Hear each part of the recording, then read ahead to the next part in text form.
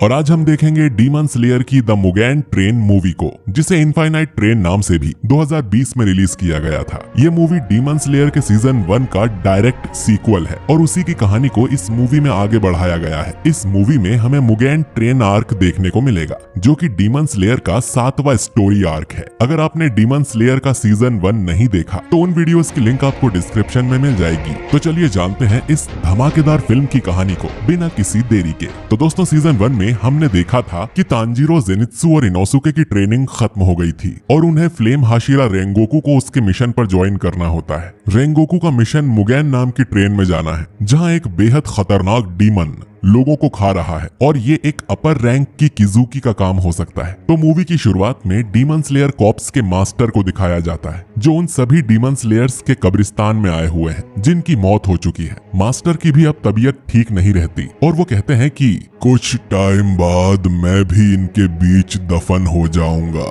अब सीन बदलकर Tanjiro, Zenitsu और इनोसुके पर आ जाता है। इनोसुके ने ट्रेन पहली बार देखी थी तो वो बोलता है कि ये तो कोई मॉन्स्टर है जो सब लोगों को खा जाएगा। जेनित्सु उसे समझाता है और आखिर में पुलिस से बचते हुए तीनों उस मुगैन ट्रेन में चढ़ जाते हैं। इसके बाद तीनों मिलकर फिर रेंगोकू के पास पहुंच जाते हैं और देखते हैं कि वो दबाकर खाना खा रहा था। रेंगोकू तांजीरो को देखकर पहचान जाता है। तांजीरो उसे अपना और अपने दोस्तों का नाम बताकर कहता है कि वो लोग इस मिशन में रेंगोकू का साथ देने आए हैं। तांजीरो फिर रेंगोकू के पास बैठ जाता है और मौका मिलते ही वो उससे अपने डैड के हिनोकामी कागुरा डांस के बारे में पूछ लेता है, जिसका यूज कर उसने फायर ब्रीदिंग की थी। रेंगोकू बोलता है कि हिनोकामी के बारे में तो मैंने आज तक कुछ नहीं सुना है। ये सुनकर तांजीरो निराश हो जाता है। रेंगोकू बताता है कि फायर, वाटर, विंड, स्टोन और थंडर 5 फंडामेंटल ब्रीदिंग टेक्निक्स हैं और बाकी इन सभी टेक्निक्स का जन्म इन 5 टेक्निक्स से ही हुआ है। फिर रेंगोकू तांजीरो से उसकी तलवार का कलर पूछता है, जो कि तांजीरो ब्लैक बताता है और ये सुन रेंगोकू हंसने लगता है और बोलता है कि मैंने इस कलर की तलवार वाले को कभी हाशिरा बनते नहीं देखा, लेकिन चिंता मत करो, मैं खुद तुम्हें ट्रेन करूंगा।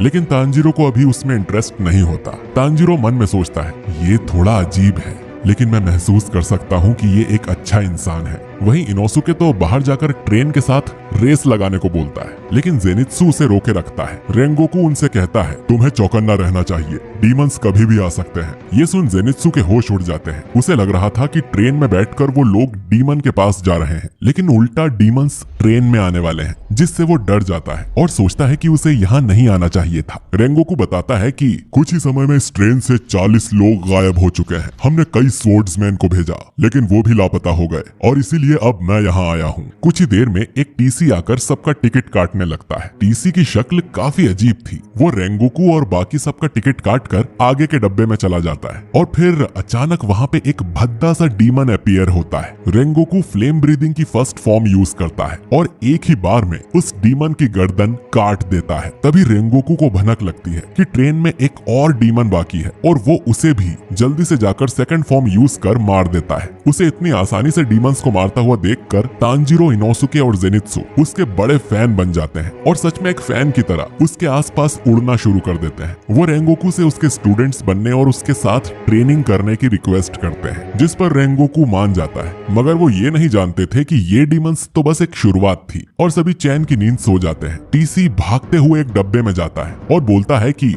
मैंने तुम्हारा काम कर दिया है, अब जल्दी से मुझे मेरा इनाम दे दो ताकि मैं अपनी मरी हुई बीवी और बेटी को देख सकूं। उसके सामने एक तीसरे डीमन का सिर्फ हाथ होता है, जिसके पास मुंह है। वो कहता है कि अगर तुमने मेरा काम कर दिया तो तुम्हें भी अच्छे सपने आएंगे।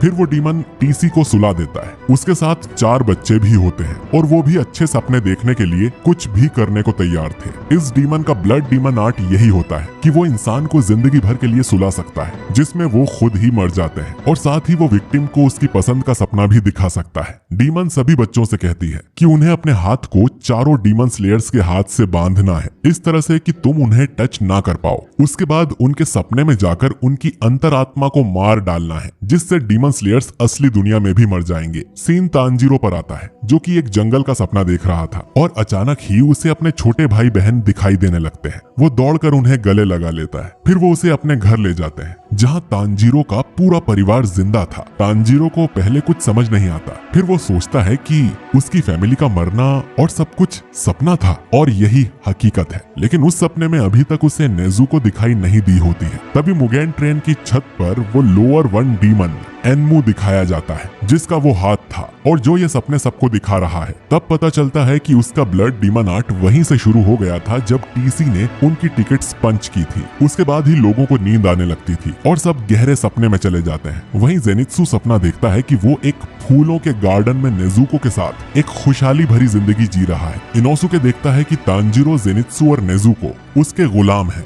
और सब मिलकर एक गुफा में जाते हैं, जहां पर लॉर्ड इनोसुके तीनों को ऑर्डर देता है ट्रेन मॉन्स्टर पर अटैक करने के लिए। रेंगोकू भी दूसरी तरफ अपने घर का सपना देखता है, जिसमें वो अपने डैड को बताता है कि वो अब एक हाशिरा बन गया है। लेकिन उसके डैड को कोई खुशी नहीं होती। उसके डैड कहते हैं, तो क्या हुआ, तुम अब भी निकम्मे ही हो। रेंगोकू बताता है कि उसके डैड भी हाशिरा थे, मगर एक दिन वो सब कुछ छोड़कर आ गए। फिर उसे उसका छोटा भाई मिलता है, जो पूछता है कि पिताजी को खबर सुनकर कैसा लगा? एक दिन मैं भी आपकी तरह हाशिरा बनूंगा और पिताजी को मुझ पर भी गर्व होगा। रेंगोकू बताता है कि पिताजी को खबर सुन के कोई खुशी नहीं हुई, लेकिन तुम निराश मत होना और वही करना जो तुम्हारा दिल चाहता है। रियलिटी में एक लड़की तब तक अपना हाथ रेंगोकू से जोड़कर उसके सपने में आ जाती है और उसका दिल ढूंढने लगती है। एनमू की ये सपनों की दुनिया काफी छोटी होती है और एक चाकू की मदद से वो लड़की सपने से निकलकर रेंगोकू की अंतरात्मा में पहुंच जाती है, जहां चारों तरफ आग लगी हुई थी। आखिर में उसे रेंगोकू का कोर भी मिल जाता है, जिसे डिस्ट्रॉय करते ही रेंगोकू की मौत हो जाएगी। बच्ची उसे मारने ही वाली होती है कि रेंगोकू आकर उसका गला पकड़ लेता है। असल में रेंगोकू की सर्वाइवल इंस्टिंक्ट इतनी ज्यादा है कि वो सोते हुए भी खुद की जान बचा लेता है, लेकिन वो अभी भी सपने से बाहर नहीं निकल पाया था। वहीं तांजीरो अब अपनी फैमिली के साथ दोबारा से जीना शुरू कर देता है, लेकिन कहीं भी नेजुको नहीं होती है। फिर ऐसे ही एक दिन तांजीरो पानी भरने नदी किनारे आता है, मगर उसे पानी में अपनी परछाई नजर आती है, जो कहती है कि ये सब एक सपना है और तुम्हें हकीकत में वापस आना ही पड़ेगा। इससे तांजीरो को यकीन हो जाता है कि ये सब जो चल रहा है एक सपना है, पर उसे ये नहीं पता होता है कि वो असलियत में कैसे वापस आए। यहाँ नेजुको की नींद खुल जाती है और वो अपने बॉक्स से बाहर आती है। नेजुको बाहर आकर हालातों को देखती है और तांजीरो को जगाने की कोशिश करती है, पर तांजीरो नहीं जागता। इससे नेजुको को गुस्सा आता है और वो अपना सिर तांजीरो के सिर पर मारती है, जिससे नेजुको के सिर से खून निकलने लगता है। फिर नेजुको उस खून से ही फायर अटैक करती है। इस आग से सपने वाला तांजीरो अचानक जलने लगता है और वो अपने डीमन स्लेयर वाले कपड़ों में आ जाता है। उसकी फैमिली डर जाती है और उन्हें समझ नहीं आता कि ये क्या हो रहा है। तांजीरो फिर सबसे अलविदा कह देता है और घर से भाग जाता है। तभी उसे रास्ते में पहली बार नेजुको दिख जाती है और वो तांजीरो को रोकने की कोशिश करती है और उसका पूरा परिवार भी यहाँ आ जाता है। तांजीरो उनसे दुखी होकर कहता है, काश ये सब सच होता, काश मैं आप सबके साथ हमेशा रह पाता। अगर चीजें बिगड़ी नहीं होती तो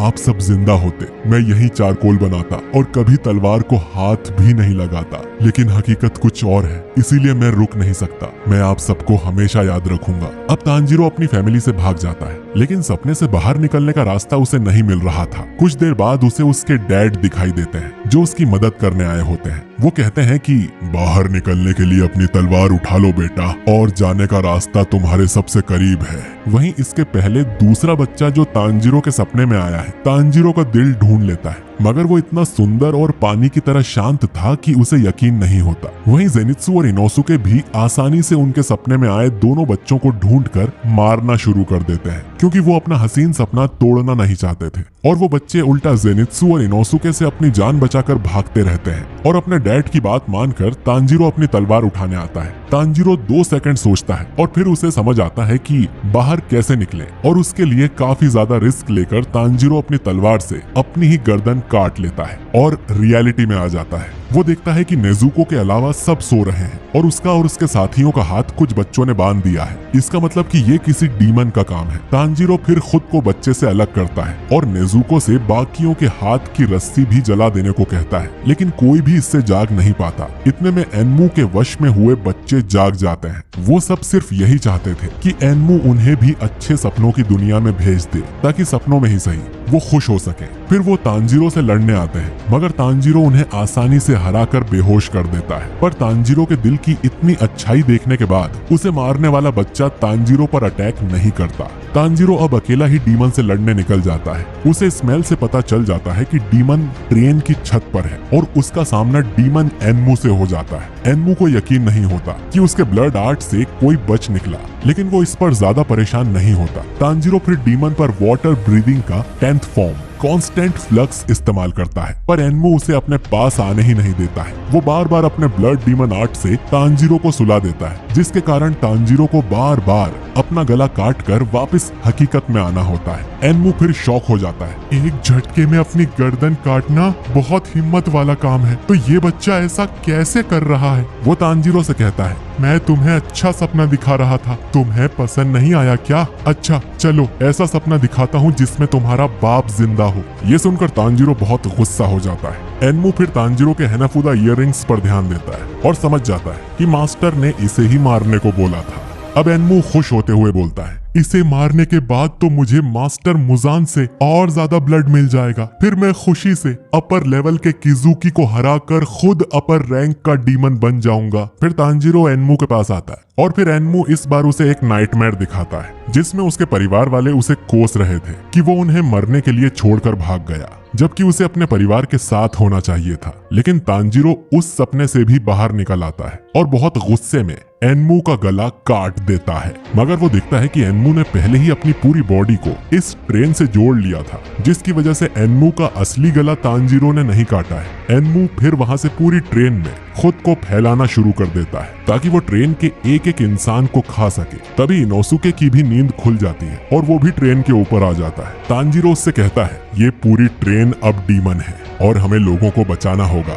जिस पर इनोसुके कहता है कि मुझे तो पहले से ही पता था, लेकिन तुम लोगों ने महान इनोसुके की बात नहीं सुनी। फिर वो एनमू को लोगों को खाने से रोकने की कोशिश करता है। इधर नेजुको भी अपने डीमन रूप में आकर ट्रेन के डब्बे के लोगों को बचाने की कोशिश करती है, लेकिन एनमू के टेंटिकल्स नेजुको को पकड़ लेते हैं और तभी जेनित्सु भी अपने नींद वाले खतरनाक फॉर्म में आ जाता है और नेजुको को बचाकर बाकी लोगों को भी प्रोटेक्ट करता है, जिसमें नेजुको उसका साथ देती है। पर वो सब मिलकर कितनी भी कोशिश कर लें, एनमू दोबारा से रीजेनरेट हो जाता है, जिससे वो उसे एक खरोच भी नहीं पहुंचा पाते हैं। उम्मीद खत्म होने पर ही फिर रेंगोकू अपनी नींद से बाहर आ जाता है। रेंगोकू फिर एनमू पर बहुत तेजी से अटैक करता है, जिससे उसे थोड़ा डैमेज होता है और कुछ देर के लिए वो रीजनरेट होना बंद हो जाता है। फिर रेंगोकू बताता है कि एनमू का गला इस ट्रेन का हिस्सा है और अब तांजीरो और इनोसुके ही उसका गला काट सकते हैं। तब तक मैं ट्रेन के 5 डिब्बे के लोगों को बचाऊंगा और जेनित्सु और नेजुको बाकी 3 डब्बों को संभाल लेंगे। दोनों डीमन स्लेयर्स ट्रेन के ऊपर आते हैं और लॉर्ड इनोसुके ने अपनी बीस्ट ब्रीदिंग से पहले ही पता कर लिया था कि डीमन का सिर इंजन की तरफ है। दोनों फिर देखते हैं कि डीमन का गला इंजन रूम के नीचे है। वो किसी भी तरह वहां पहुंचते हैं, लेकिन एनमू बार बार उन पर अटैक करता है। वहां एक ड्राइवर था जिसे तांजीरो एक सेफ जगह पहुंचा देता है। एनमू अपनी सैकड़ों आंखों से तांजीरो को सुला देता है। तांजीरो नींद से बाहर आने के लिए बार बार फिर से अपना गला काटता रहता है और एक टाइम ऐसा आ जाता है कि उसे सपने और असलियत में फर्क पता ही नहीं चलता और वो सच में अपना गला काटने वाला होता है। पर किस्मत से इनोसुके उसे रोक देता है। उन्हें समझ आता है कि इनोसुके ने जो मास्क पहना है उसकी आंखें उल्टी पुल्टी हैं, इसीलिए डीमन का असर इस पर नहीं हो पा रहा है। उसे पता ही नहीं चल रहा कि इनोसुके कहाँ देख रहा है। इतने में वो ड्राइवर, जो कि असल में खुद भी डीमन के साथ मिला हुआ है, वो इनोसुके पर स्क्रू ड्राइवर से अटैक करने जा रहा होता है। पर इनोसुके को बचाने के लिए तांजीरो उसके सामने आ जाता है और स्क्रू ड्राइवर से बहुत घायल हो जाता है और आदमी को वहां से हटा देता है। फिर वो बहुत मुश्किल से लड़कर और डीमन को मार मार कर उसके गले तक पहुंचते हैं और आखिर में दोनों अपनी कंसंट्रेशन टेक्निक्स को